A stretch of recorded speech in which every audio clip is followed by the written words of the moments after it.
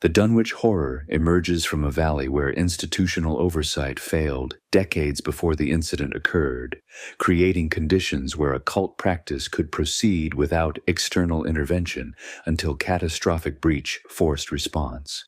The event represents the most thoroughly documented case of deliberate dimensional intrusion attempted through biological mediation, a hybrid entity designed to serve as living anchor for forces that cannot manifest in terrestrial space without prepared substrate. Unlike passive contamination events such as the color out of space, Dunwich demonstrates active human agency, directing cosmic principles toward specific outcomes, and unlike cult activities in Innsmouth or Kingsport, the operation occurred in geographic and social isolation that delayed detection until containment required direct confrontation rather than administrative suppression. The Dunwich Valley occupies a fold in the highlands of north-central Massachusetts, roughly 40 miles northwest of Arkham, along the upper Miskatonic River drainage. Topographic surveys from the 1880s describe terrain characterized by steep-sided hills, narrow bottomland unsuitable for large-scale agriculture, and poor road access that leaves the valley effectively isolated from regional commerce. The community consists of scattered farmsteads, a general store, a failing sawmill, and a number of structures abandoned when economic decline made subsistence farming untenable. Census records show declining population throughout the late 19th century as younger residents migrate to mill towns and port cities, leaving an aging population increasingly insular and resistant to outside contact. The social structure displays patterns common to isolated rural communities: intermarriage among a small number of founding families, deep suspicion of external authority, and maintenance of folk traditions that blend Christian elements with older practices. Church attendance declines sharply after 1890, and by 1910 the valley's single church building stands unused, its minister having relocated after congregation size dropped below sustainability. Local governance operates minimally, town meetings are sparsely attended, records are irregularly maintained, and enforcement of state regulations is effectively non-existent. This combination of geographic isolation and institutional absence creates conditions where activities that would attract intervention elsewhere can proceed unnoticed. The Whateley family occupies a hillside property at the valley's southwestern edge, a holding that includes a 2-story farmhouse, twin barns, outbuildings in various states of decay, and a hilltop stone circle that predates colonial settlement. Family records, reconstructed from genealogical research, trace Whateley occupation to the late 1600s with no interruption, suggesting the property passed through inheritance without sale or foreclosure across 7 generations. By the early 20th century, the household consists of Old Whateley, his daughter Lavinia, and no other permanent residents, though accounts from neighbors suggest irregular visitors arriving at night and departing before dawn. Old Whateley maintains a reputation as a scholar of obscure subjects, possessing a library unusual for a rural farmstead. Inventory conducted after his death identifies volumes in Latin, Greek, and Arabic. Several matching catalog descriptions of texts held in Miskatonic University's restricted Orne Library collection. The presence of these volumes in a private collection raises questions about acquisition channels, whether through legitimate purchase from estate sales, theft from institutional libraries, or circulation within networks of private collectors specializing in occult materials. The collection includes annotated copies of standard grimoires and at least one manuscript described in later analysis as a partial transcription of the Necronomicon's gate formulae, specifically sections relating to Yog-Sothoth. Accounts from the Dunwich General Store, preserved in business ledgers, document unusual purchasing patterns by the Whateley household beginning around 1913. Orders include bulk quantities of salt, lime, candles in commercial volumes, and livestock, cattle and goats, purchased in quantities that exceed normal agricultural need. The livestock purchases show a pattern: animals delivered at night, payment in cash, and explicit instructions that deliveries be made to the lower barn with no approach to the upper structure. Store credit records show the Whateley account consistently paid on time despite no obvious income source, suggesting either accumulated savings or undocumented revenue. Neighbors report phenomena associated with the Whateley property: nocturnal lights on the hilltop, rhythmic sounds described as drumming or chanting, and unexplained disappearances of livestock from surrounding farms. Complaints are filed with local authorities but produce no action, no deputy volunteers to serve warrants. No investigation is conducted, and the complaints are filed away as unsubstantiated. This pattern of official non-response reflects both the community's general reluctance to confront the Whateleys, who hold status as one of the valley's oldest families, and practical concerns about enforcing laws in terrain where isolation makes enforcement difficult and potentially dangerous. The central anomaly begins with a birth recorded in February 1913. Town records list the child as Wilbur Whateley, mother Lavinia Whateley, father unacknowledged. The birth occurs at the Whateley farm without medical attendance, a common practice in rural areas, but one that prevents professional documentation of the infant's condition. Witnesses who encounter the child in subsequent months provide accounts that deviate significantly from normal infant development. The child is described as unusually large, proportioned oddly with features that appear adult-like in configuration, and displaying motor and cognitive abilities far exceeding developmental norms. By accounts, the infant walks within months of birth, speaks coherent sentences before age 2, and grows at a rate that requires clothing replacement at intervals measured in weeks rather than seasons. Old Whateley responds to this accelerated growth by expanding the upper barn, a project that occupies much of 1914 and 1915. The expansion adds height rather than floor area, raising the barn's peak by approximately 15 feet and reinforcing the structure with additional timber framing. The upper level is sealed with boards that are lime-washed repeatedly, a treatment more consistent with odor suppression than weatherproofing. Iron bolts are installed on external doors, and windows at the upper level are boarded over from inside. Neighbors report sounds from the barn, low bellowing, scratching against boards, and rhythmic impacts that suggest large animals confined within, yet no livestock are observed entering or leaving in daylight hours. Inventory discrepancies become apparent to those tracking livestock populations. Cattle counts across the valley decline by roughly 25% between 1913 and 1926, a loss attributed by farmers to theft, predation, and disease, but never adequately explained by any of these factors.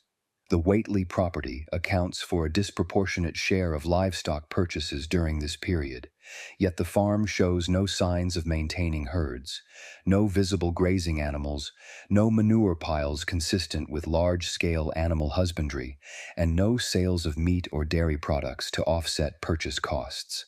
The implication, clear in hindsight, is that livestock were acquired not for agricultural production, but as consumables for something housed in the sealed barn.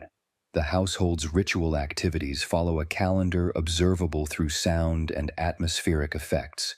Neighbors note that disturbances peak during astronomical events, solstices, equinoxes, and specific lunar phases. On these dates, sounds of chanting and instrumental noise described as horns and drums are audible across the valley, continuing from dusk until midnight or later.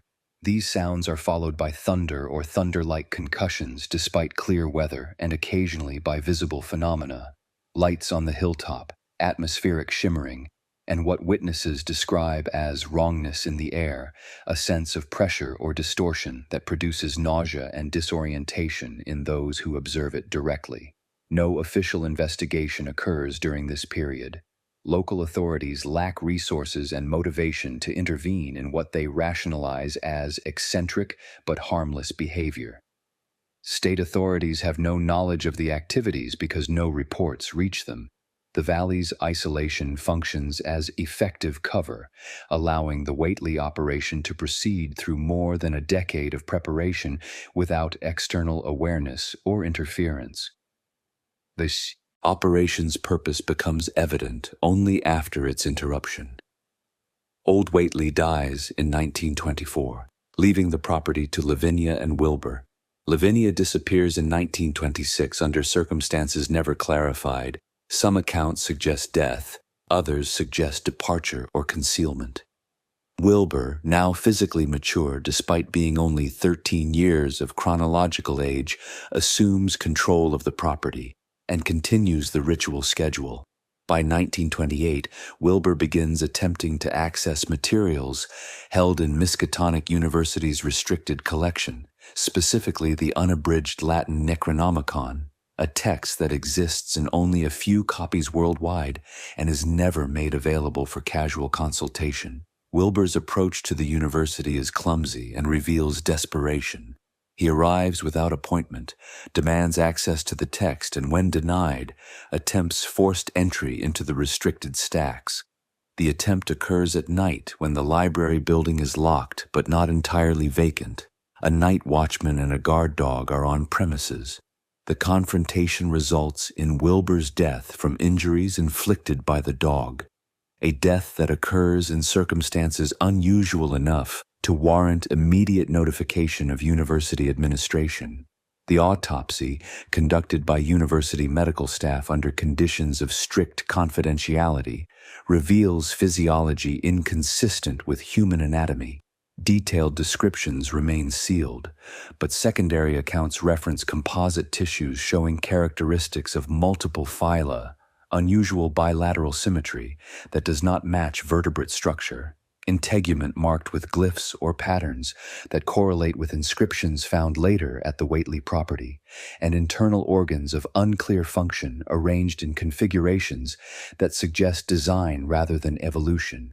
The body decomposes rapidly after death, tissues liquefying within hours and leaving only skeletal remnants that themselves show anomalous properties.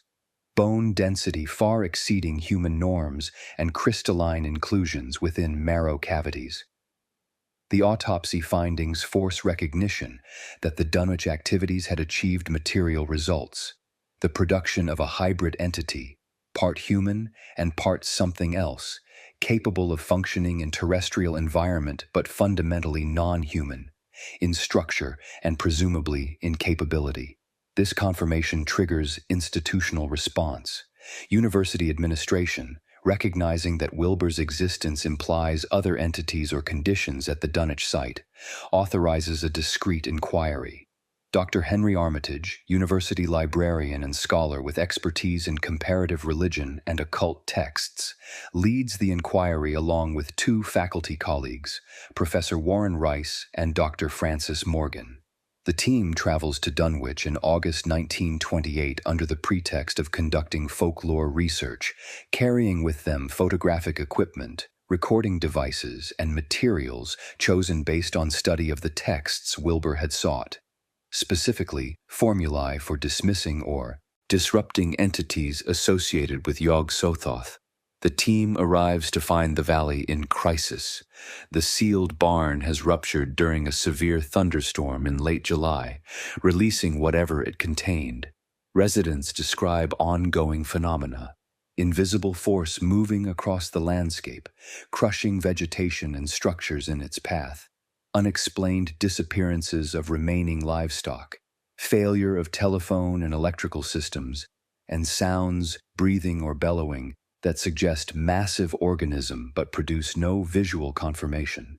Several families have fled, others remain barricaded in their homes. Local authorities are paralyzed, lacking framework for understanding the situation and resources for responding to it. Armitage's team documents the phenomenon methodically. They trace the entity's movement by examining damage patterns, collapsed fences, flattened crops, structural damage to buildings. The damage follows linear paths that suggest the entity moves with purpose rather than randomly, apparently drawn toward the hilltop stone circle where the Whateley rituals occurred. The team measures ground tremors using portable seismographs, records atmospheric pressure fluctuations, and collects samples of a viscous substance found at multiple sites, described as foul-smelling and unlike any biological secretion from known organisms. On the third night after their arrival, the entity reaches the Whateley property. The team, positioned at strategic locations around the hilltop, implements their intervention plan. The plan combines elements from different traditions: textual exorcism based on Necronomicon counter-formulae, harmonic interference using portable amplification equipment to broadcast specific frequencies, and invocations directed to Yog-Sothoth not as worship but as commands for withdrawal. The theoretical basis holds that the entity exists partially outside normal space-time, anchored to terrestrial reality through the Whateley bloodline and ritual reinforcement. With Wilbur dead and rituals interrupted, the anchor is weakening. The team's intervention aims to accelerate the weakening, forcing complete detachment. The engagement occurs over several hours. Witnesses positioned on adjacent hills observe light phenomena, a column of luminescence rising from the hilltop, pulsing in rhythm with the team's broadcasts, and report that the ground shakes continuously. Buildings near the hilltop suffer structural damage, and the air develops a metallic taste. At approximately 2 a.m., the phenomena cease abruptly. Silence returns, pressure normalizes, and the sense of wrongness that had pervaded the valley for weeks dissipates. Morning inspection finds the hilltop stone circle shattered, vegetation within a 100-yard radius dead or dying, and no physical trace of the entity. The team collects soil samples, photographs damage, and interviews survivors. The entity is gone, but the question of what it was and where it went remains unresolved. The coherent reconstruction, based on Armitage's notes and the text consulted, describes the entity as an offspring of Yog-Sothoth, a being whose existence spanned multiple dimensions simultaneously, manifesting in terrestrial space only partially and requiring continuous ritual support to maintain even that partial presence. The entity's purpose, as intended by the Whateleys, was to serve as a gateway or anchor that would eventually allow Yog-Sothoth itself to manifest more fully, achieving what the texts call opening the way. Post-incident analysis of the Whateley property yields additional evidence. The barn's foundation incorporates geometric alignments precisely oriented to magnetic north, with stone markers at calculated intervals, forming patterns that match diagrams in the texts Wilbur sought. Excavation beneath the barn reveals layers of alkaline residue consistent with decomposition of organic matter in large quantities, presumably the livestock consumed over 15 years.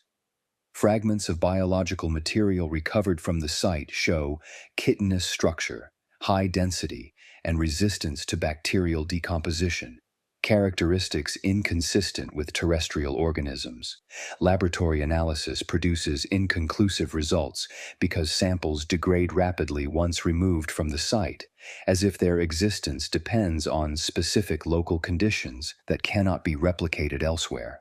Theoretical classification treats the Dunwich incident as a deliberate summoning operation that achieved partial success. The Whateleys, guided by texts and perhaps by direct communication with Yog-Sothoth, attempted to create conditions for dimensional intersection, bringing into terrestrial space an entity whose existence normally transcends three-dimensional boundaries. The method involved biological mediation, producing a hybrid organism through Lavinia Whateley's exposure to extra-dimensional influence, creating Wilbur as a partially human anchor, and simultaneously gestating a second entity within the sealed barn, this one less human and more directly connected to Yog-Sothoth. The operation required continuous ritual reinforcement to maintain stability. extensive biological support in the form of consumed livestock, and was intended to culminate in a final ritual that would complete the manifestation and establish permanent gateway. The operation failed because it was interrupted before completion. Old Whateley's death disrupted continuity. Lavinia's disappearance removed one anchor, and Wilbur's death attempting to acquire additional knowledge broke the ritual schedule. The entity in the barn, prematurely released by storm damage, found itself in terrestrial space without adequate support and began destabilizing. Armitage's intervention accelerated the destabilization, forcing the entity to withdraw or dissipate entirely. The Dunwich Horror, as the entity came to be termed in restricted documentation, thus represents a class of threat distinct from passive. Intrusions like the color or biological transformations like those affecting Innsmouth. It demonstrates that human agency, armed with sufficient knowledge and willing to pay extreme costs, can deliberately create conditions for dimensional breach. It proves that such breaches can be interrupted and reversed if caught before full manifestation.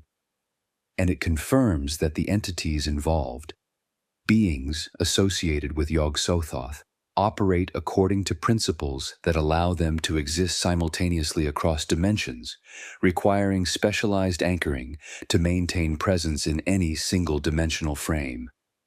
Post-incident measures focus on containment of information and physical sight. The Whateley property is seized through eminent domain proceedings justified by public safety concerns. State officials, briefed by university representatives, accept a narrative involving structural hazards and environmental contamination. The property is fenced, posted with warning signs, and maintained under nominal state ownership with no development plans.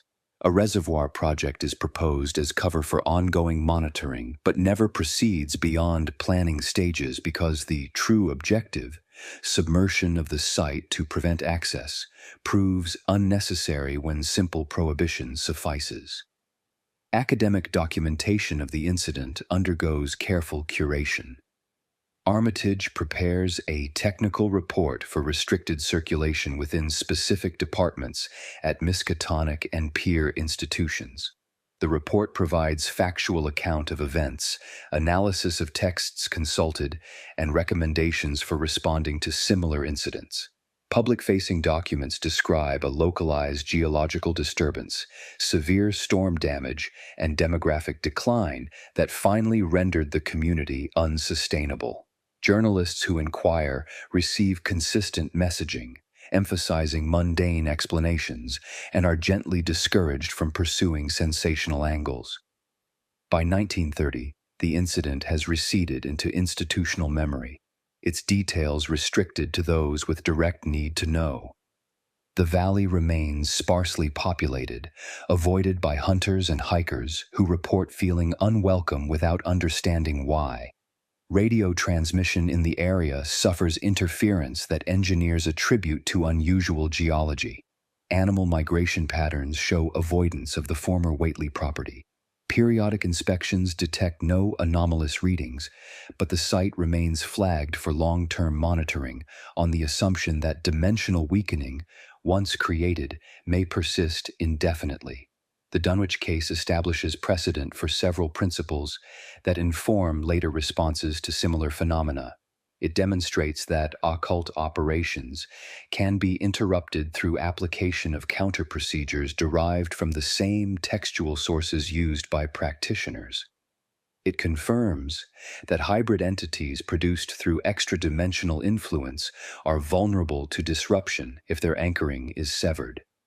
It proves that academic institutions can coordinate effective response to supernatural threats when mobilized appropriately. And it reveals the limitations of such responses.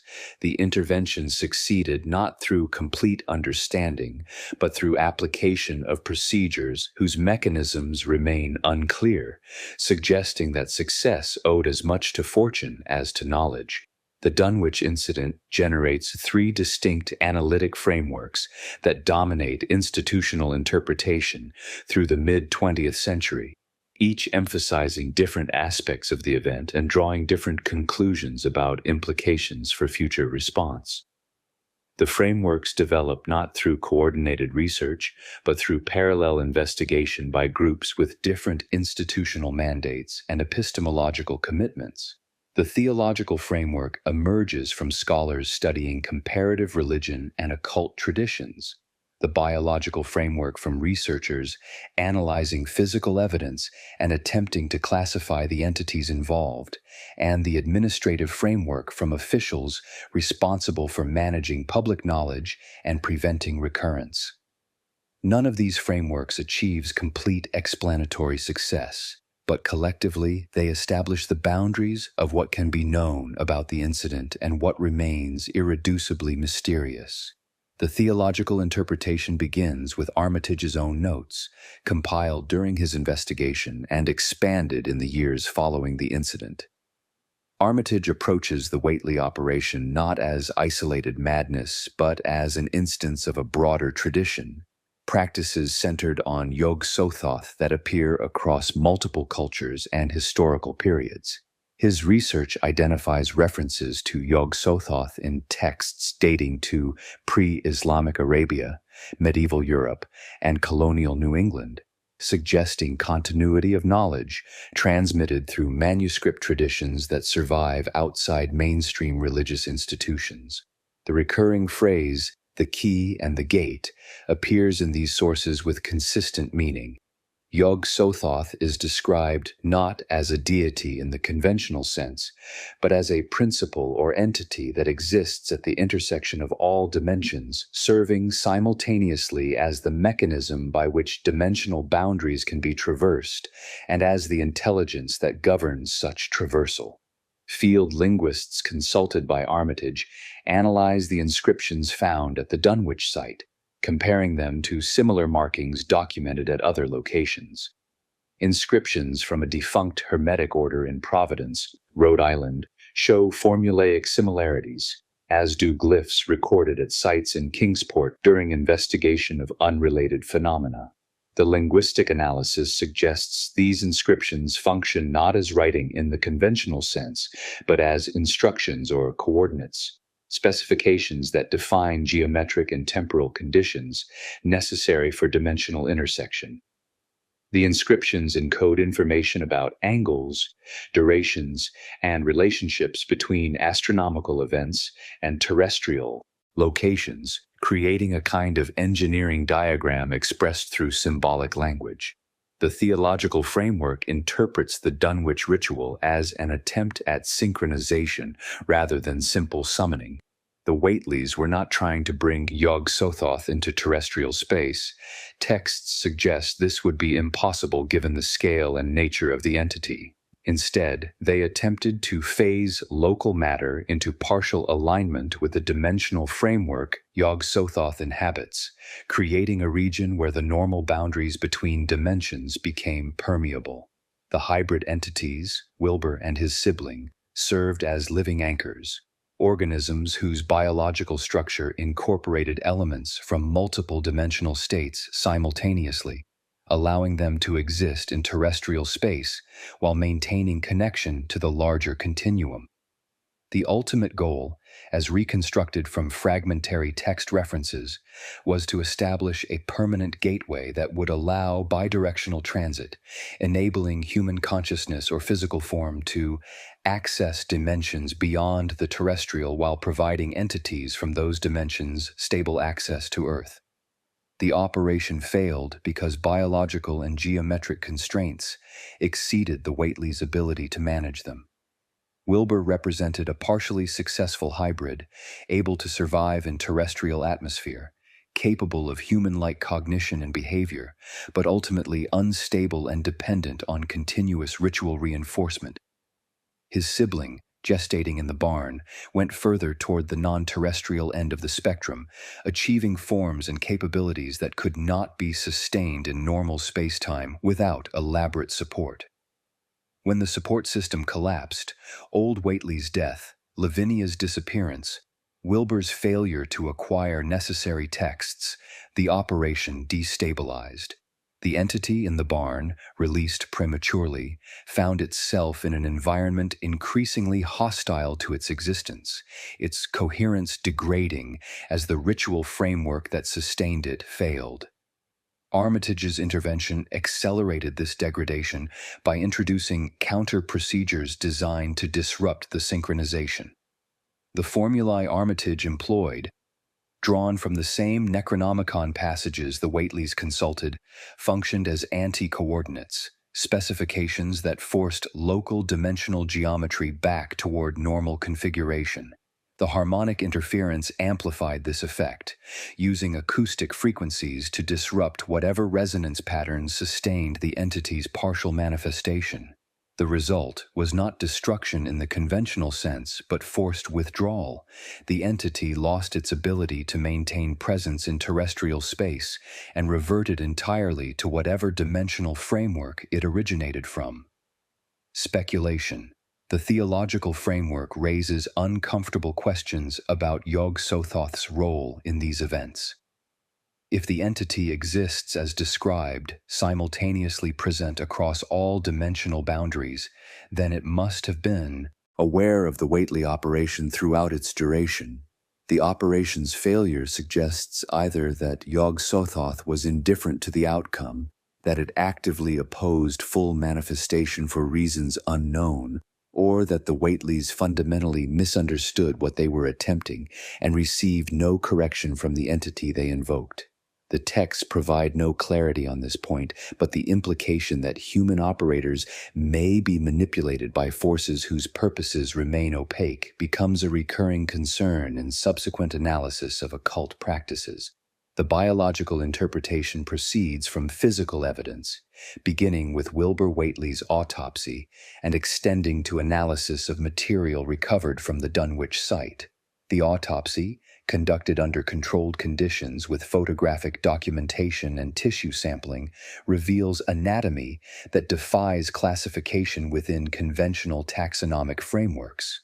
Preliminary examination identifies bilateral symmetry, but the axis of symmetry does not align with human or vertebrate patterns. Organ systems show redundancy, multiple structures that appear to serve similar functions, suggesting either evolutionary heritage from a lineage with different developmental constraints or deliberate engineering toward specific capabilities. Secondary accounts of the autopsy, compiled from interviews with personnel who viewed the body, describe integument marked with patterns that appear deliberate rather than natural. The patterns consist of raised areas forming geometric shapes, similar in configuration to the inscriptions found at the Whateley property.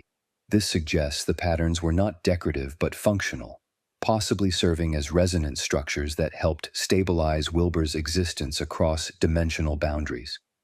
The body's decomposition pattern is also anomalous, tissues liquefying within hours of death rather than following normal post-mortem progression. This rapid breakdown implies that Wilbur's biological coherence depended on active processes that ceased immediately upon death, rather than the gradual shutdown characteristic of terrestrial organisms. Tissue samples preserved before complete decomposition undergo analysis that reveals unusual biochemistry.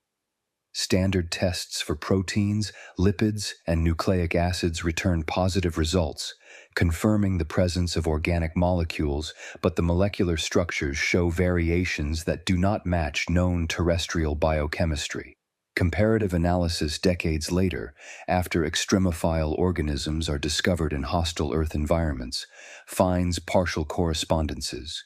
Wilbur's tissues share certain properties with organisms adapted to extreme pressure, temperature, or chemical conditions. This suggests either convergent evolution toward similar solutions or direct incorporation of non-terrestrial biochemical patterns.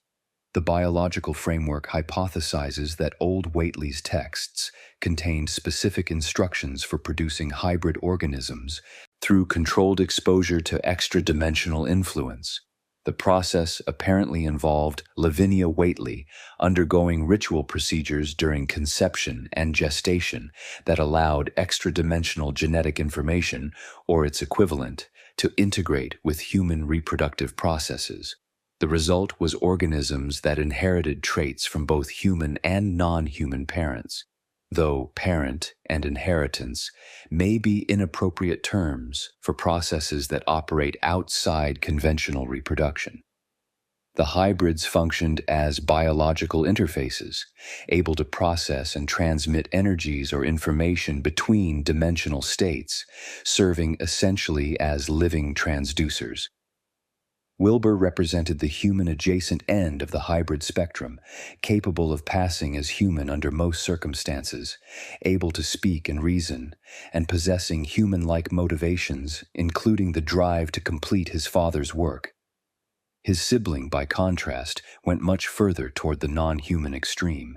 Descriptions of the entity from witnesses during the final incident are fragmented and contradictory, reflecting both the entity's partial invisibility and the difficulty human perception has in processing forms that do not conform to three-dimensional expectations.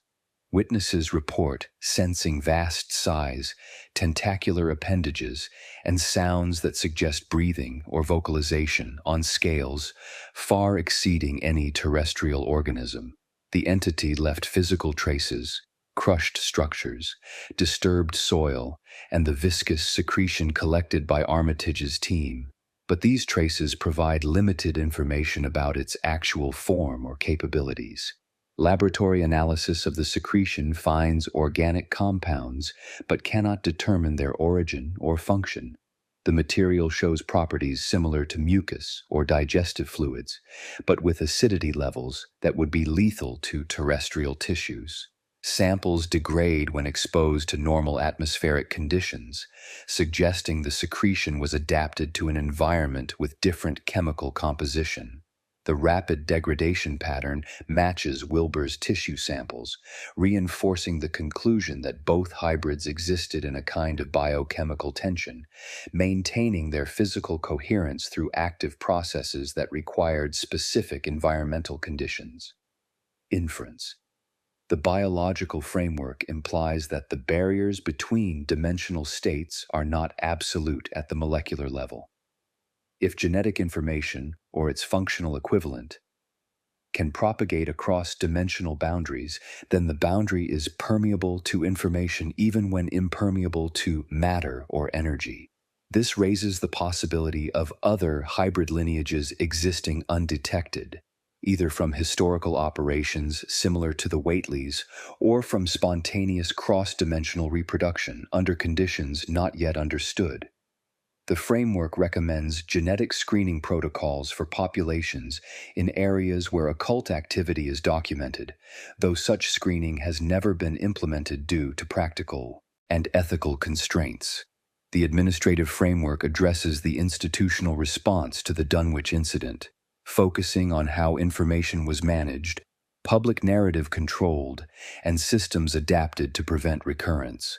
Within weeks of the incident's resolution, Miskatonic University administration convenes a restricted meeting, including faculty principals, legal counsel, and representatives from state government.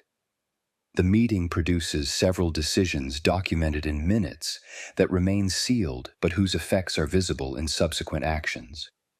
All documents related to the incident receive classification under a new designation, Special Research Group D, a category created specifically to manage information about phenomena that cannot be disclosed publicly without causing social disruption. The classification system operates through compartmentalization. Documents are divided into categories based on content and sensitivity. Public-facing documents emphasize mundane explanations, geological disturbance, severe weather, structural failures, and are cleared for release to journalists and researchers. Internal documents containing witness testimony, instrument readings, and physical evidence remain restricted to designated personnel.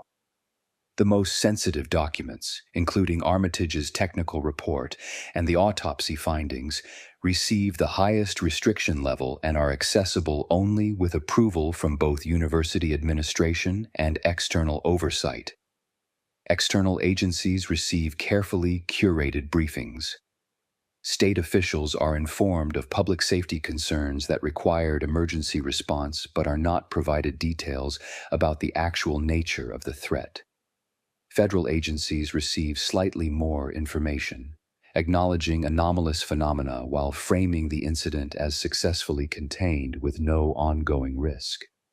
Ecclesiastical authorities, Catholic and Protestant officials, who might have institutional interest in occult matters, receive notification that heretical practices were identified and suppressed, satisfying their doctrinal concerns without requiring detailed disclosure. Compensation and relocation proceed through established disaster relief mechanisms. Farmers who lost property or livestock receive payments justified as reimbursement for storm damage and economic hardship. Families who evacuated receive assistance with relocation, presented as rural development aid. The mechanisms are bureaucratically conventional, embedded within existing programs, attracting no special attention. Graves at the Dunwich Cemetery are relocated under the pretext of water table management related to the proposed but never constructed reservoir, allowing removal of Whateley family remains for analysis while maintaining the appearance of routine municipal maintenance. The surviving Whateley relatives, distant cousins and collateral descendants with no apparent involvement in the ritual operation, disappear from public records. Some are committed to psychiatric institutions under pseudonyms, their treatment justified by documented mental illness or developmental disability. Others are quietly relocated to distant regions with financial support conditional on maintaining silence about family history. The administrative goal is not punishment but containment, preventing any surviving Whateley from accessing family records, continuing occult practices, or attracting attention that might lead journalists or researchers to investigate the incident. Public memory of the event undergoes managed degradation. In the immediate aftermath, local newspapers report a severe storm, structural collapses, and several deaths attributed to natural causes. Regional papers pick up the story briefly but lose interest when no dramatic developments follow. Academic publications ignore the incident entirely, operating under the assumption that rural disasters are not subjects for scholarly attention. Within 5 years, the incident exists in public consciousness only as vague rumor, stories about strange events in a remote valley, told by people who heard them from others, with no documentary support and no clear timeline. Within 20 years, the incident is functionally forgotten outside the restricted circle of those with institutional access to classified files. Attempts at replication begin almost immediately, driven by occultists who learn fragmentary details of the Dunwich operation through information leaks, correspondence networks, or independent discovery of similar textual sources. Most attempts fail harmlessly because the practitioners lack complete knowledge, adequate resources, or suitable locations. A ritual conducted in a Providence basement in 1932 produces no observable effects beyond psychological distress among participants. An attempt in rural Vermont in 1935 results in instrument malfunctions and minor atmospheric phenomena that dissipate within hours. These failures confirm that successful dimensional intersection requires precise alignment of multiple factors, correct formulae, appropriate timing, suitable geographic location, and possibly hereditary or biological preparation that cannot be improvised. One attempt produces significant effects. In 1938, a group operating from a coastal location north of Boston conducts a ritual using procedures reconstructed from fragmentary Necronomicon transcripts. The attempt occurs during a spring equinox at a site where geological surveys later identify unusual magnetic anomalies and proximity to deep aquifer systems, conditions that may have facilitated the operation. Witnesses report brief atmospheric distortion described as shimmering or heat wave effect despite cool weather, accompanied by sounds that do not correspond to any natural source. Birds across a several-mile radius take flight simultaneously, abandoning nests and roosting sites in what observers interpret as panic response. The phenomenon lasts approximately 15 minutes before subsiding without apparent cause. Investigation by Miskatonic personnel finds no physical evidence of dimensional breach, no entity manifestation, no structural damage, no residual contamination. The incident is classified as a near miss, an operation that achieved initial conditions for intersection but failed to complete the process. The practitioners are identified through surveillance of occult networks and receive visits from individuals presenting as academic researchers. The visits communicate clearly, without explicit threats, that continued experimentation would not be tolerated. Several practitioners subsequently abandon occult studies. Others relocate to regions outside the monitoring network's effective reach. The incident prompts expansion of the monitoring program. The Arkham Cell, a small institutional unit embedded within Miskatonic's administration and operating with discretionary funding, establishes protocols for tracking occult activity across New England and adjacent regions. The program operates through informants in antiquarian book trade networks, surveillance of individuals who attempt to access restricted library collections, and liaison with local law enforcement who report unusual activity. Each suspected ritual operation is assessed using a color code system developed after analysis of the Dunwich case and subsequent attempts. White-coded operations involve inert symbolism, practitioners using symbols and procedures that have no connection to genuine occult principles, producing no effects beyond psychological. These operations are monitored but not interrupted because they pose no actual threat, and intervention would risk drawing attention to the monitoring program's existence. Amber-coded operations involve psychological hazard, practices that may produce altered states of consciousness, group psychosis, or behavioral changes but do not interact with external phenomena. These receive closer monitoring and occasional intervention through indirect means, anonymous tips to health authorities, strategic information leaks that discredit practitioners, or financial pressure that forces groups to dissolve. Black-coded operations involve energetic risk, practices that could potentially achieve dimensional intersection or manifest entities. These receive immediate and direct intervention using whatever methods prove necessary to disrupt the operation before completion. Dunwich remains the only black-grade incident to achieve near completion within domestic borders. Several international incidents are documented through intelligence sharing with European agencies, including a case in rural Germany in 1941 that apparently produced entity manifestation requiring military response, and a Soviet incident in the 1950s that remains poorly documented but appears to have involved casualties and permanent site contamination. The rarity of successful operations validates the assessment that dimensional intersection requires conditions difficult to achieve and easily disrupted, providing some reassurance that the threat, while real, is manageable through vigilant monitoring. Institutional memory of the Dunwich incident ossifies through academic succession. Armitage retires in 1935 and maintains silence about his role in the incident, declining interviews and providing no public account of events. His personal papers, sealed per his instructions until after his death, are eventually transferred to Miskatonic's restricted archive, where they join the growing collection of documents related to anomalous phenomena.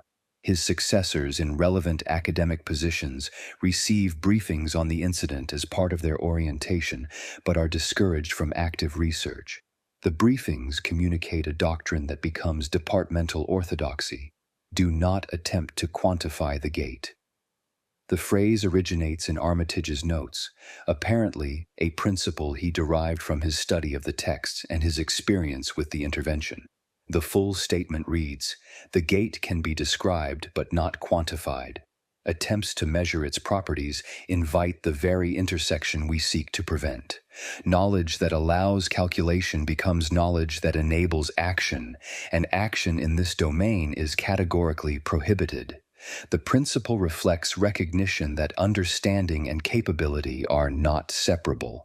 To fully understand how dimensional intersection occurs is to possess the knowledge necessary to cause it, creating an epistemological hazard where inquiry itself becomes threat."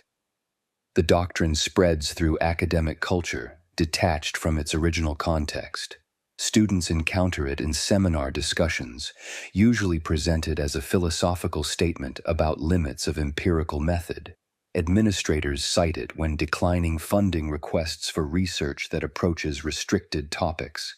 The phrase becomes shorthand, a way of signaling that certain questions should not be pursued without requiring explanation of why. Over decades, the Dunwich incident recedes into legend even among those professionally engaged with the subject, its details fading, while its lesson, that some knowledge is too dangerous to seek, remains institutionally embedded. A later generation reopens the case through a project with different objectives. In the 1990s, Miskatonic undertakes digitization of its restricted collections, a project named Whisper for bureaucratic purposes. The goal is preservation and improved access control. Converting physical documents to digital format allows distribution of working copies to authorized researchers while keeping originals secured. The project proceeds systematically through the collections, scanning documents, and creating searchable databases. When the team reaches materials related to Dunwich, anomalies appear in the digital files.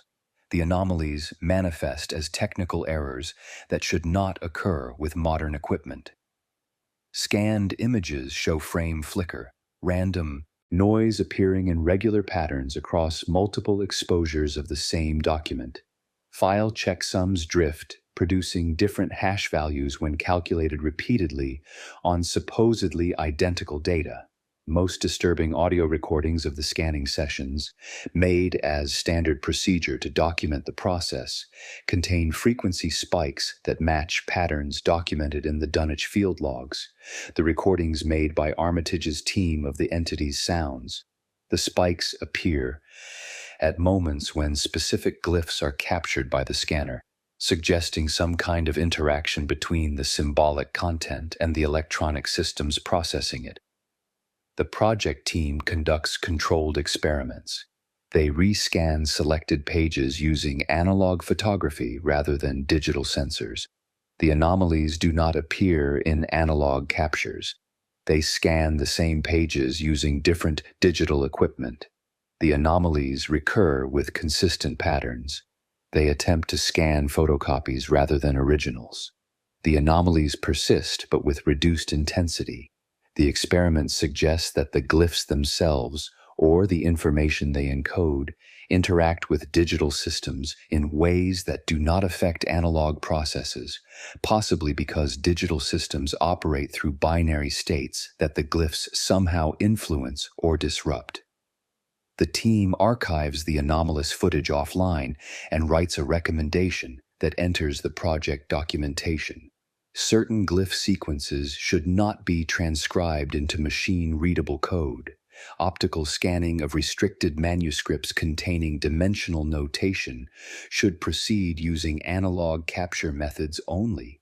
Digital catalogs of these materials should reference documents by title and call number without reproducing content. The recommendation is accepted without debate, incorporated into institutional protocols, and no further testing occurs. The underlying mechanism remains unexplained, but the operational principle is clear. Information about dimensional intersection should not be processed through systems capable of computation and replication. The Whisper incident raises broader concerns about information containment in the digital age. If glyphs from occult manuscripts can affect digital systems, then the standard practice of restricting access to physical documents may be insufficient. Digital copies, once created, can propagate infinitely through networks beyond institutional control. Even if copies are encrypted or access restricted, the mere existence of machine-readable versions creates risk that computational analysis might reveal patterns or relationships that were obscure in hand-copied manuscripts. The concern is not that researchers might intentionally cause dimensional intersection, but that automated analysis systems, processing large textual datasets to identify patterns, might inadvertently reconstruct effective procedures without human awareness until effects manifest. These concerns prompt revision of digitization policies across institutions holding restricted occult materials. The consensus that emerges prioritizes analog preservation, limits digital access to metadata and finding aids, and prohibits computational text analysis on materials classified as dimensionally active. The policies operate quietly, embedded in technical guidelines that attract no attention from researchers outside the immediate field. The general academic community remains unaware that certain materials are systematically excluded from the digital humanities projects that increasingly dominate scholarly research. The exclusion justified through bureaucratic language about copyright concerns and preservation requirements that obscures the actual reasoning. By the turn of the millennium, the Dunwich incident exists in institutional memory as foundational precedent, but one whose details are increasingly remote. The personnel with direct knowledge have died or retired. The physical evidence has degraded or been lost to institutional reorganization. The texts consulted by Armitage remain in restricted collections, but are rarely accessed because few researchers possess the linguistic skills and contextual knowledge necessary to work with them productively. The incident's primary legacy is procedural rather than substantive. It established protocols, created institutional structures, and embedded principles that continue to shape how anomalous phenomena are managed, even as the specific case that generated those responses fades from active consideration. The fear that drove response to the Dunwich Horror was not fear of the entity itself, though that fear was real and justified, but fear of what the entity represented. Proof that human knowledge and will, applied systematically, could achieve dimensional intersection with consequences that threatened not merely local populations, but the fundamental stability of terrestrial reality. The entity could be destroyed or dispersed, but the knowledge that enabled its creation could not. That knowledge continues to exist in manuscripts, oral traditions, and now, potentially, in digital systems, requiring perpetual vigilance to prevent its application. The Dunwich incident proved that containment is possible but never final, that the threat persists as long as the knowledge persists, and that managing that threat requires institutions committed to maintaining barriers between inquiry and action that scientific culture normally seeks to dissolve. The Dunwich incident transitions from active threat to managed memory through processes that demonstrate how institutional containment operates when physical elimination is impossible and knowledge suppression is incomplete. The physical site no longer poses immediate danger. The entity was dispersed, the structures demolished, and the property secured, but the informational residue persists in forms that require ongoing management. Documents exist in multiple archives, oral traditions circulate in local populations, and physical evidence remains in specimen collections and photograph files. Each component represents a potential vector for rediscovery, requiring custodians to maintain systems that prevent fragments from coalescing into actionable knowledge while allowing legitimate scholarship to proceed in adjacent domains. The echo pattern, as it comes to be termed in institutional documentation, describes the cyclical process by which the Dunwich incident resurfaces in public awareness and must be suppressed anew. The pattern follows predictable phases that recur approximately once per decade, driven by generational turnover and the persistent human tendency to investigate mysteries. Phase 1 typically begins with an outsider, graduate student, journalist, or amateur historian encountering anomalies in publicly available records. Census data from the Dunwich Valley shows population decline that exceeds migration patterns for comparable rural areas. Folklore collections contain stories about the Whateleys that include details too specific to dismiss as pure invention. Estate records show property transfers that suggest official seizure without adequate legal justification. These anomalies, individually minor, collectively suggest something significant occurred that official records do not adequately explain. The outsider publishes findings in a speculative paper or article, framing the investigation as historical mystery or cultural anthropology.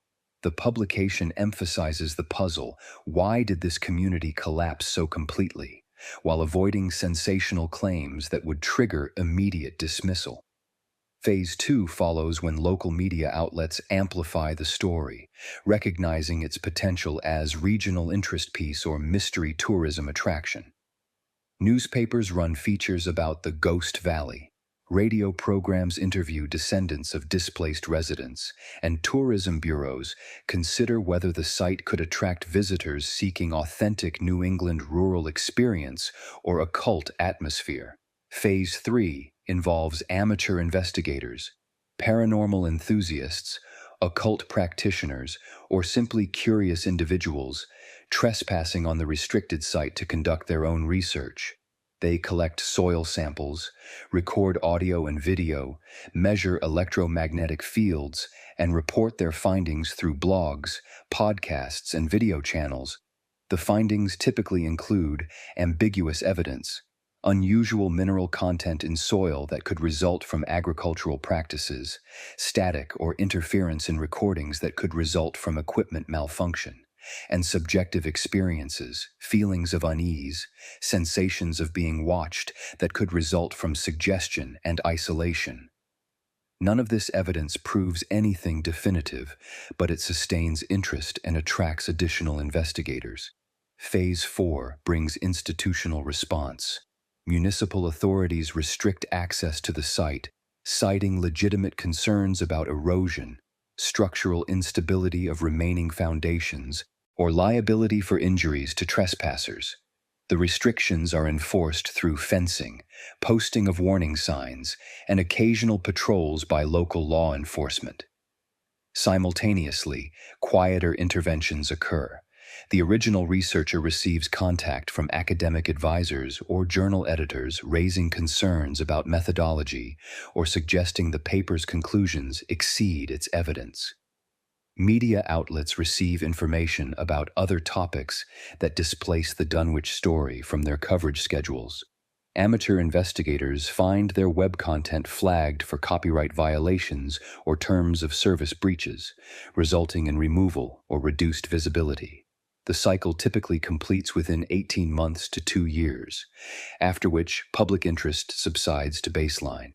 The site returns to obscurity, the publications fade from attention, and the investigators move to other projects.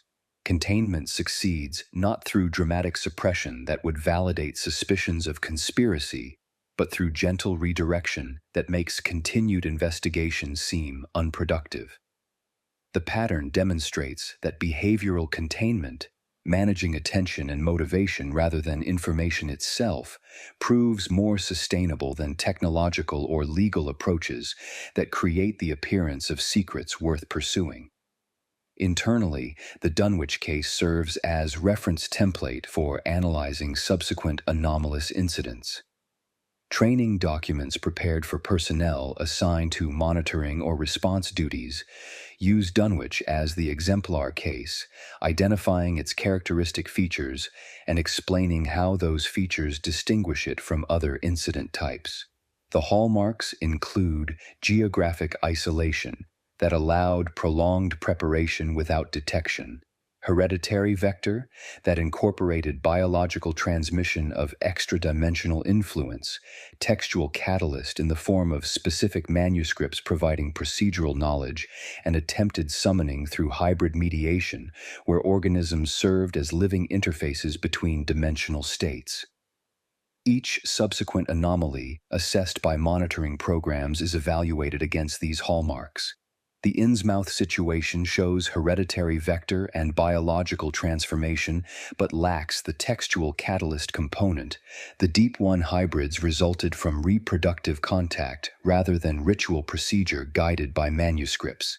Kingsport investigations reveal time recursions and architectural anomalies, but no hereditary component.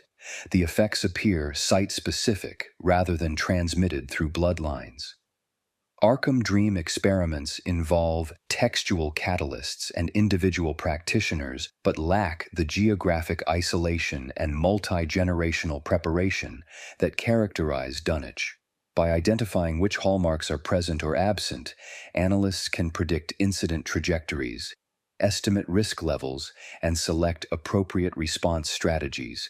Dunwich thus functions as template, the rural pilot study whose lessons inform approaches to later urban cases, where population density and institutional oversight make prolonged preparation impossible but rapid escalation more dangerous. The case demonstrates that hereditary vectors require multiple generations to achieve threatening capability, providing extended warning period if monitoring systems detect early indicators.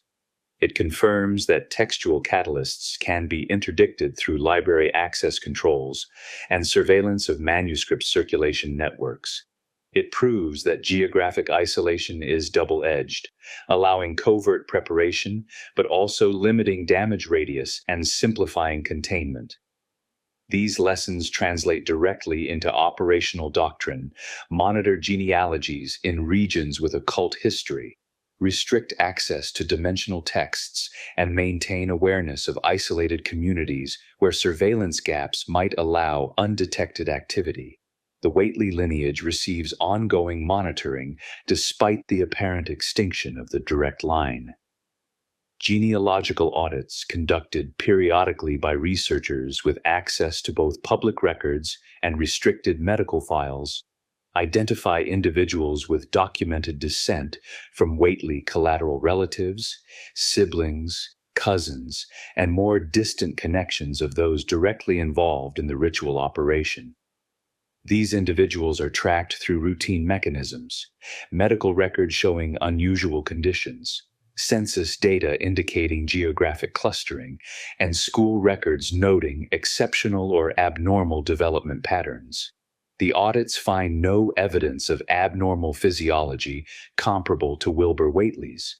Tissue samples obtained through routine medical procedures show normal human genetics with no apparent extra-dimensional admixture. However, several descendants display traits that fall within normal variation, but cluster at statistical extremes. Multiple individuals report heightened sensitivity to magnetic fields, experiencing disorientation or nausea in environments with strong magnetic gradients, such as near power lines or industrial equipment. Sleep studies document unusually high rates of vivid nightmares, often featuring architectural forms described as massive, geometric, and disturbing, descriptions that align with accounts of non-Euclidean structures associated with various mythos entities. These traits could represent random variation, psychological effects of family history and local folklore, or genuine hereditary markers of attenuated extra-dimensional influence. The monitoring program adopts a cautious interpretation. The traits are noted and tracked, but do not justify intervention absent more definitive indicators. Regional physicians receive discreet guidance to report any extreme presentations, dramatic physical anomalies, rapid growth rates, or behavioral patterns that suggest non-human cognition, but such reports have not materialized. The working assessment is that the Whateley genetic legacy has been diluted through generations of outcrossing to the point where any extra-dimensional elements have been effectively normalized or eliminated. The intellectual legacy of Dunwich extends beyond institutional protocols into academic philosophy and theoretical discussions about the nature of knowledge and its limits. Philosophers of science cite the case when examining observer contamination, the principle that acts of measurement or observation can alter the phenomena being studied. In physics, this principle appears in quantum mechanics, where observation affects quantum states. In the Dunwich context, the principle operates at epistemological level. The act of understanding how dimensional intersection occurs provides the knowledge necessary to cause it, making inquiry itself potentially hazardous. The closing lines of Armitage's dismissal formula, declassified decades after the incident with identifying details redacted, encapsulate this problem. The formula reads, in translation from the original Latin, "The key is open and closes itself. The gate is within and without. That which seeks passage achieves it through comprehension, and comprehension is passage."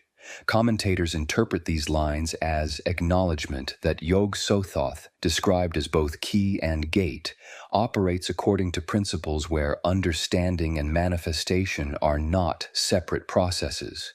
To comprehend the mechanism of dimensional intersection is, in some sense, to enact it. Every attempt to model or calculate the process risks inadvertently triggering the process. This creates a paradox for institutions tasked with preventing dimensional intersection. Effective prevention requires understanding the threat, but pursuing understanding risks causing the threat to manifest.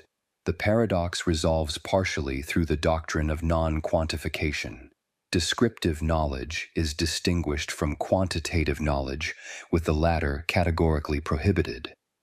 Researchers may study what dimensional intersection is, its historical instances, its effects, its textual representations, but must not attempt to determine how it works in terms that would allow prediction or replication.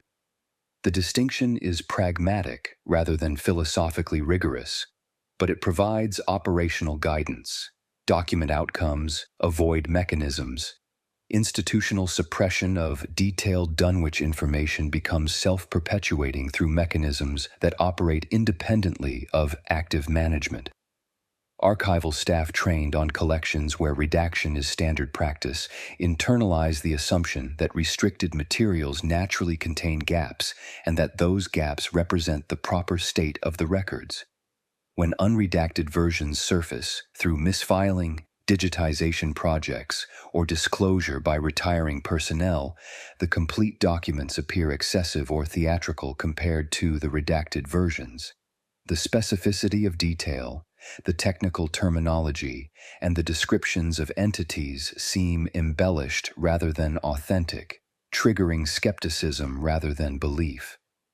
This dynamic is reinforced through academic culture's treatment of sensational material.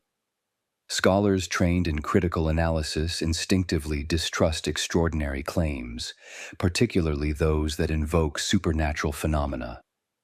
When presented with documents describing dimensional intersection, hybrid entities, and ritual procedures, the default academic response is to interpret them as creative fiction, deliberate hoax, or psychological phenomenon rather than factual reporting. The Dunwich materials, when encountered by researchers without contextual knowledge, read as creative writing in the style of Gothic horror literature, which indeed they resemble, making dismissal the path of least cognitive resistance. The most effective containment mechanism is cultural rather than institutional. Ridicule serves as firewall more robust than classification systems. Popular culture's treatment of occult topics, mockery of believers, fictional portrayals that emphasize absurdity and association of supernatural claims with intellectual weakness creates social cost for taking such material seriously. Researchers who express genuine belief in the reality of documented anomalies face reputational risk that deters inquiry more effectively than formal prohibition. The less the public fears the Dunwich Horror, treating it as entertaining fiction rather than historical event, the safer the restricted archives remain because no one with resources and motivation attempts to verify the accounts or replicate the procedures. Residual risk from the Dunwich incident manifests not through physical recurrence, but through informational echoes that appear in unexpected contexts. The most concerning manifestation occurs in computational simulations developed for entirely unrelated purposes. Research teams building cosmological models, mathematical frameworks describing dimensional topology, space-time geometry, or quantum field behavior occasionally produce parameter sets that exhibit structural similarities to the geometric patterns encoded in the Whateley ritual site. The similarities are abstract and mathematical rather than visually obvious, but they involve interlocking phase vectors that create self-amplifying loops under specific initial conditions. When these parameter sets are implemented in simulation software and run to completion, anomalous behavior occurs. Programs freeze without error messages, consuming processor resources indefinitely without producing output. Simulations crash with memory overflow errors that should not occur given the allocated resources. Most disturbing, data integrity checks reveal non-deterministic behavior. Repeated runs of identical code with identical inputs produce different outputs. An examination of data files shows bit patterns that repeat in ratios predicted by the harmonic relationships documented in the Dunwich field recordings. The patterns suggest that certain mathematical structures, when instantiated in computational systems, interact with physical reality in ways that exceed normal software behavior. The phenomenon receives investigation through controlled experiments that isolate variables and test reproducibility.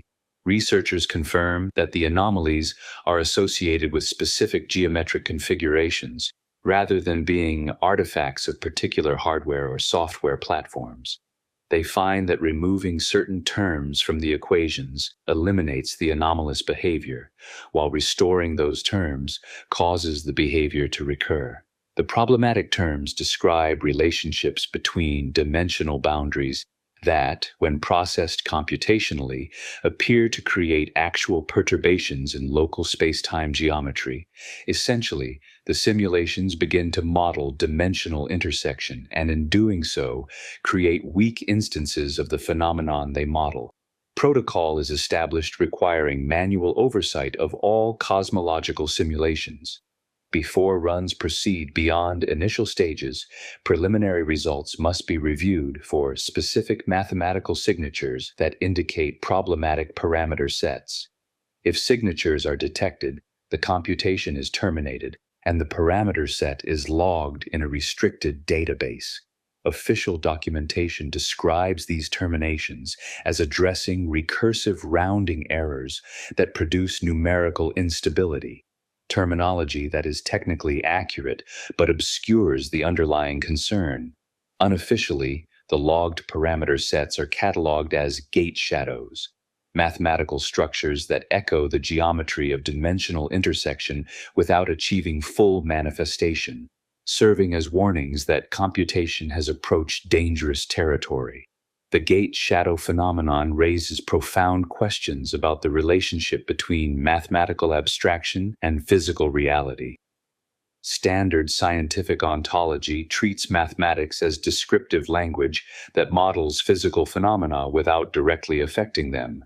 The gate shadows suggest this assumption may not hold at extreme boundaries, that sufficiently accurate mathematical descriptions of dimensional topology can, through the process of computation, create weak instances of the described structures. If this interpretation is correct, then the prohibition on quantifying dimensional intersection is not merely epistemic caution, but physical necessity. The universe may respond to certain mathematical operations as if they were actions rather than descriptions, making calculation functionally equivalent to summoning. At the narrative level, the Dunwich Horror persists in popular culture as archetypal story of forbidden knowledge and transgression. Filmmakers, novelists, and local storytellers repeatedly adapt the core motifs: isolated rural setting, eccentric family, ritual practices, monstrous offspring, heroic intervention, without access to actual source materials. Each adaptation simplifies and distorts, removing technical details and emphasizing dramatic elements.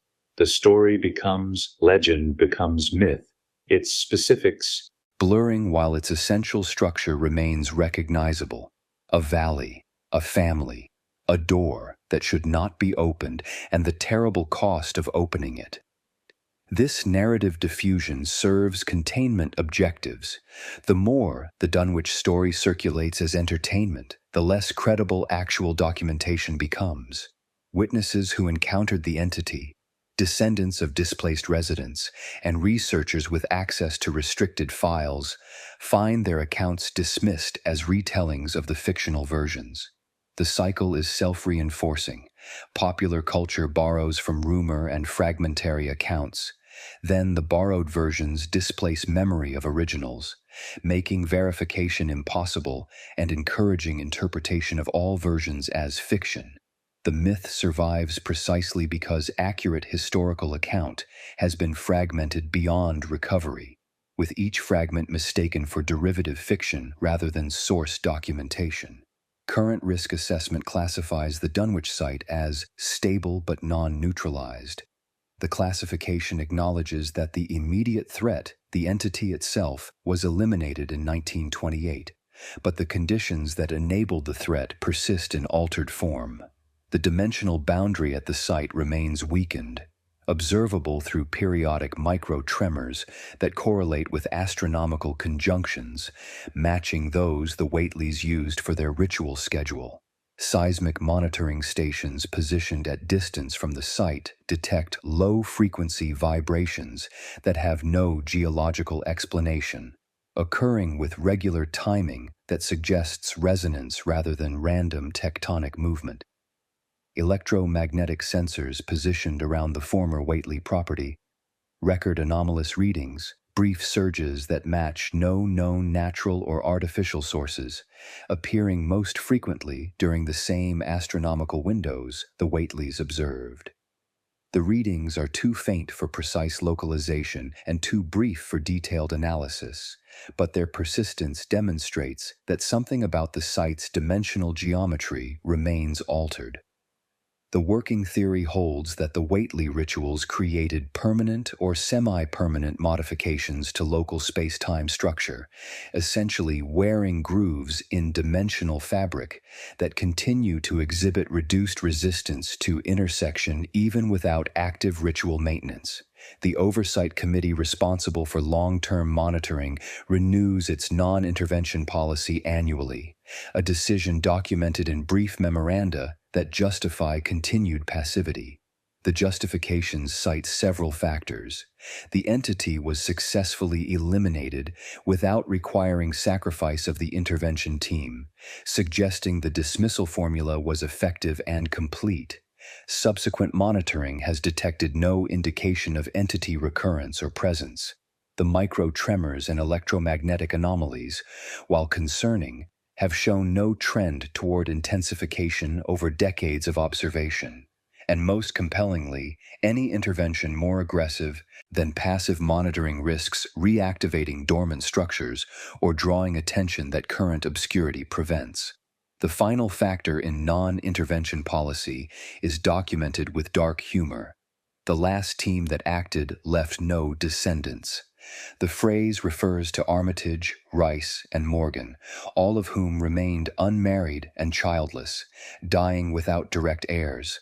Whether this outcome resulted from deliberate choice, biological effects of exposure to the entity, or coincidence cannot be determined from available evidence.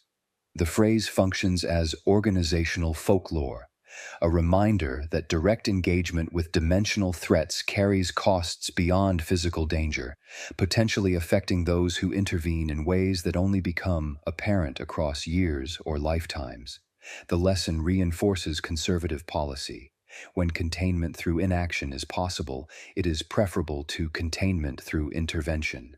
The Dunwich file in restricted archives includes an unsigned memorandum found among Armitage's effects after his death, handwriting analysis confirming it as his composition, though dating and context remain uncertain. The memorandum reads in full, "That which was feared was never the creature itself, but the comprehension it forced. We saw what should not be seen, understood what should not be understood, and confronted the knowledge that the boundaries we trust are provisional. The entity could be dismissed, but the awareness it created cannot. To know that the door can open is to stand forever beside it, uncertain whether we guard against intrusion or await invitation. The greatest service we performed was not the dismissal but the silence that followed, ensuring that knowledge of the door's existence reaches only those prepared to resist the temptation to knock." The memorandum is interpreted as Armitage's retrospective assessment of the incident's significance, written years after the event from perspective of someone who spent decades managing its consequences. The door metaphor becomes central to how the incident is conceptualized. Not as monster story, but as epistemological crisis, the moment when humanity learned definitively that dimensional boundaries are permeable and that human action can achieve permeability deliberately. The creature was consequence, not cause, proof that the door exists and that certain procedures open it. The memorandum's final phrase, "those prepared to resist the temptation to knock," encapsulates the ongoing challenge. The knowledge exists, documented in texts and encoded in geometric patterns. The door, metaphorically speaking, remains accessible to anyone who acquires sufficient knowledge and resources. Containment depends not on eliminating the door or destroying the knowledge, but on ensuring that those who learn of the door's existence understand why it should remain closed. This requires transmission of historical memory, maintenance of institutional culture, and cultivation of what might be called epistemic virtue, the discipline to recognize dangerous knowledge and refrain from its application. Case status in current institutional records lists Dunwich as archived, indicating no active investigation or intervention. Activity status reads dormant, acknowledging persistent anomalies while assessing them as stable and not requiring immediate response. Probability of recurrence carries the notation unknown, a frank admission that prediction is impossible without understanding mechanisms that remain deliberately unexplored. The file remains accessible to designated personnel, updated periodically with new monitoring data, and reviewed annually as part of broader assessment of dimensional threats across monitored regions. The Dunwich Horror's lasting significance lies not in what it was, but in what it revealed. It demonstrated that human beings, working from textual traditions preserved across centuries, can deliberately cause dimensional intersection and manifest entities whose existence transcends three-dimensional space. It proved that such manifestations can be interrupted and reversed through procedures derived from similar textual sources, providing hope that knowledge-enabling threats also enables countermeasures. It confirmed that the cosmos contains intelligent agencies, whether calling them gods, entities, or dimensional principles, that respond to human ritual and can propagate their influence through biological vectors. And it established that human institutions, for all their limitations, can recognize cosmic threats, coordinate effective responses, and maintain long-term containment through methods that balance disclosure with discretion. The incident's aftermath demonstrates that the most dangerous legacy of cosmic horror is not fear, but knowledge. Specifically, knowledge that certain boundaries thought absolute are actually permeable, that procedures exist for breaching those boundaries, and that the breaches, once achieved, leave permanent vulnerabilities. Every generation must be taught anew why these boundaries should not be tested, why the procedures should not be attempted, and why the knowledge must be preserved but never applied. The Dunwich Horror endures not as monster but as lesson, a case study in the costs of forbidden inquiry and the necessity of institutional memory capable of maintaining prohibitions across timeframes longer than individual human comprehension naturally sustains. The file closes but does not conclude, remaining open to future editions as monitoring continues indefinitely, as new researchers encounter the materials and must be managed through established protocols, and as the dimensional weakness at the site persists across decades towards centuries. A permanent reminder that some doors, once proven to exist, can never truly be closed, only guarded by those who understand what lies beyond and accept the burden of preventing others from looking through.